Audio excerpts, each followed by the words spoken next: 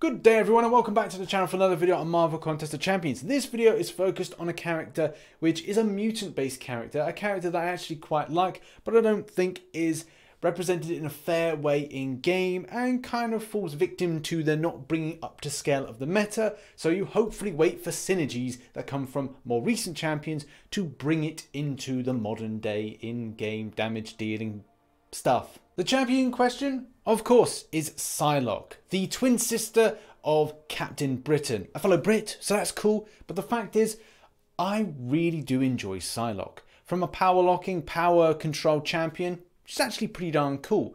Damage output wise, unfortunately not so much. Before talking about the champion's abilities, let's have a look at her comic book history, find out about her origin. Okay, there's a lot of things to bring you up to speed on.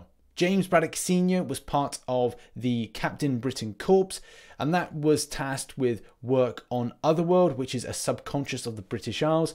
There's also other things with how King Arthur and Camelot is actually in Otherworld currently. Merlin plays a massive factor in how things play out and also kind of the giving of powers.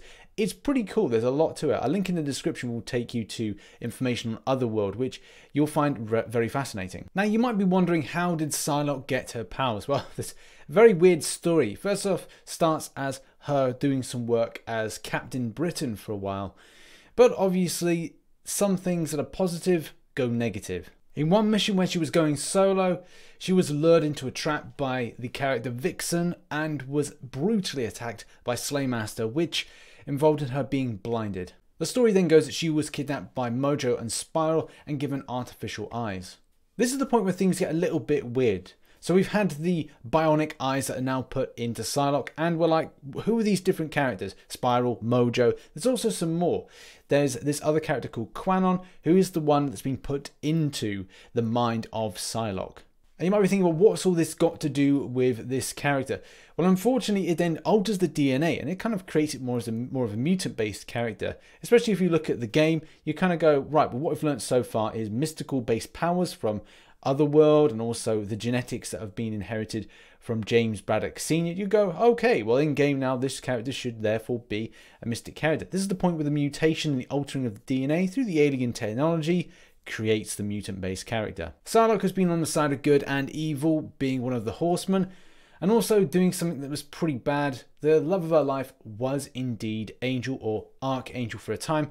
Unfortunately, she had to be the one to kill off Archangel, which is pretty darn sad. Psylocke has also been in some quite notable stories, in particular being part of X-Force and re-teaming up with her brother in order to take down some pretty evil villains in London. And if you want to learn more about Psylocke, go to the link in the description and read some more about this amazing character. But let's go back to Rich in the game. But yes, Psylocke in Marvel Contest of Champions. Lots of different telepathic powers, lots of telepathic forging, telekinesis, all those fantastic things. Where we are in game with representing a character that's meant to be as powerful as we've seen from source material. Kabam have put together a character that focuses on things like power control, which is something more commonly found in the Mystic line, with the most notable character being Magic. Now, when she first came out, I wasn't really impressed by the character. In the current meta of the game, she really worked. There's not and wasn't too many things that couldn't be used with a 4-star, especially a rank 5 4-star. But going out that same month with Archangel, which was an incredibly hyped champion, unfortunately she did fall with underneath the radar and isn't really one big or notable champion that players would go for today, largely to do with damage output. But the point that there's not many power control champions outside of the Mystic field is a good point to then go, right, well, if I've only got this champion, I want to be in a situation to power control. Say you're against the champion that's got the all or nothing, where as you know, it builds up to an L3 and they'll do that L3. They won't do an L1 or an L2. So power controlling is quite important. Say you're going up against a science that's got all or nothing. It's kind of good to have a different character that's not at a class disadvantage. Or at the same time, if you're just getting through the game, say you're new to the game, and this is the only power control champion you've got, whether at 3-star, maybe at 4-star, maybe at 5-star, then it's still pretty good to have. Now, what of synergies? Now, as you can see, there's not really much going for perfect block chance, and then something to do with power gain. Nothing really great. But there is some sort of light at the end of the tunnel, and mixing up with new champions coming in. My personal hope is that as more mutant champions are added, that they interwork them with certain synergies that kind of brings some up to speed. Bishop provides a petrified debuff which goes on the enemy and reduces down regeneration as well as power gain. Then we've got the romance synergy with having Archangel. We talked about that love interest thing. And then we've got with having Archangel mixed in with Iceman, mixed in with Beast. We've then got a little bit more with the backward way of the romance. And then we've got mutant agenda. So it basically means that we've got increased amount of special attack damage. Here's where the bad news comes in. Yes, Psylocke for me is a great champion for power locking.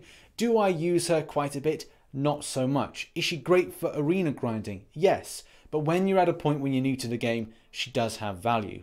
But there's a lot of hits in order to take down a large hit pointed enemy. To begin with, something that's good is the signature ability.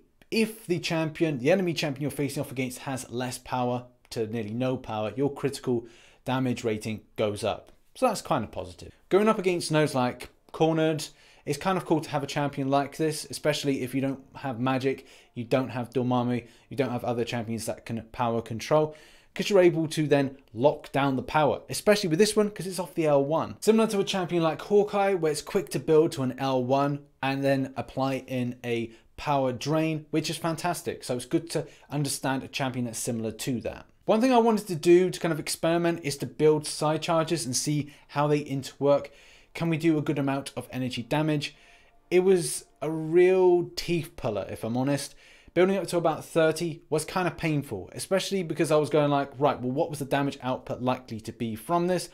And it wasn't overly amazing. Similar to using a champion like Dormammu, you know, when you put a heavy attack, you put a soul bond charge on, and then you do a soul bond detonation at the point of it reaching 100 to maximize the amount of damage you put in one given point. There's stuff how that works with the signature ability, which I'll explain in another video on another day. But the fact is, that works similar to this champion. If you want to put in some energy damage, then the choice is yours at the end of the day. Whether or not you build up side charges and put in a heavy attack in order to absorb them and put them on the enemy, or you could do things off of the L3. And obviously on the subject of the L3, I was trying to burn all the power that the enemy had, which was 3 bars, and then also with the side charges, how much damage that would do.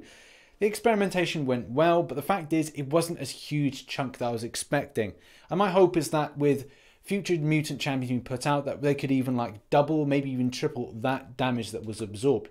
Similar, as we said, with soul bond detonation with a character like Dormammu. My thoughts on Psylocke, and obviously the rationale for me ranking up the champion, is based on having something extra around that has got some sort of power control. That is not a mystic based champion. And yeah, there could be other ones that I've not considered of different types of classes, but at the end of the day, it's nice to see a mutant, but unfortunately not as powerful as we'd want to see.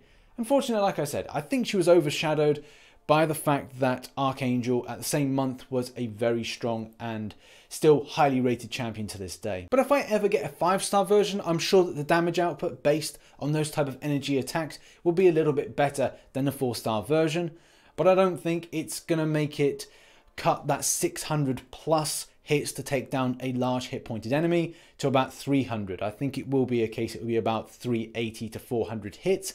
And would she be something that I take in questing? Only if it's a case that I didn't have any mystics. Magic first, unless I had champion requirements. That's something that's very important. If you have champion requirements, you need something that power controls, then I would definitely say about Psylocke. But in any case, good champion. I strongly recommend for those that are newly starting to the game and have this as a first champion, as a 4-star, as a 5-star, to utilize her a bit more in some of the content you're grinding through. But you will find a point with high damage dealers taking priority. But it's good to have a power control champion that's not a mystic in your roster. But in any case, what are your thoughts on Psylocke as a champion? And if you enjoyed this video, hit that like button and subscribe for more Marvel Contest of Champions based content. I've been RichTheMan, and I shall catch you in the next one. Bye bye for now.